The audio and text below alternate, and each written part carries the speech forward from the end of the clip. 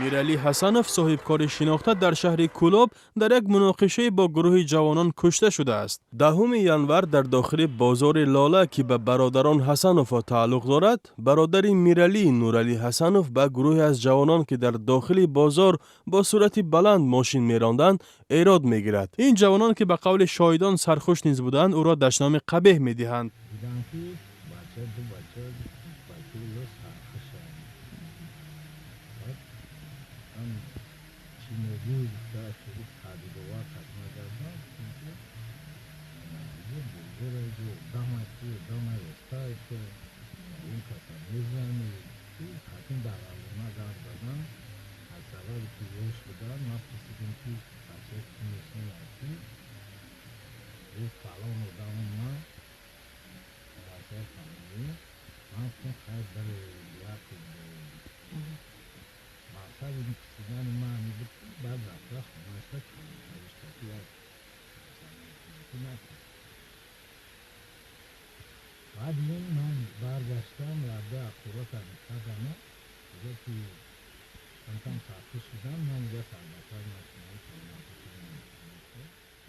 به گفته نورعلی حسنوف بعد 10 دقیقه رفتن از بازار با یک گروه جوانان به آنجا برگشتند و به او و برادرش که در جای کار خود قرار داشتند با کارت هجوم کردند. در این مناقشه میرعلی حسنوف از یک قسم راستی بدن در ناحیه جگر از پشتش زخم برداشته در حالت وزین به بیمارستان ولایتی کولاب آورده می شود.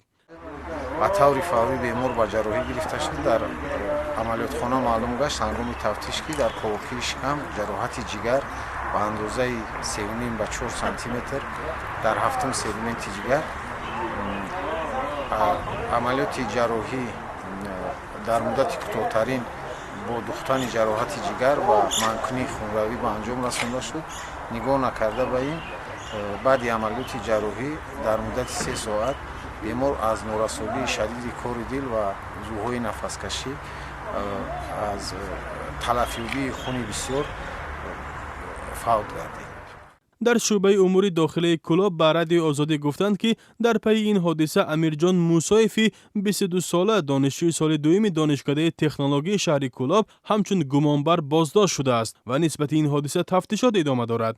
میرعلی حسنوف همراه برادرش نورعلی حسنوف پس از پاشخوری شوروی مرکز سودای غیرت واقع در شهر کولاب را خصوصی کرده در اطراف آن بازار فروش تجهیزات تکنیکی لاله تشکیل کردند.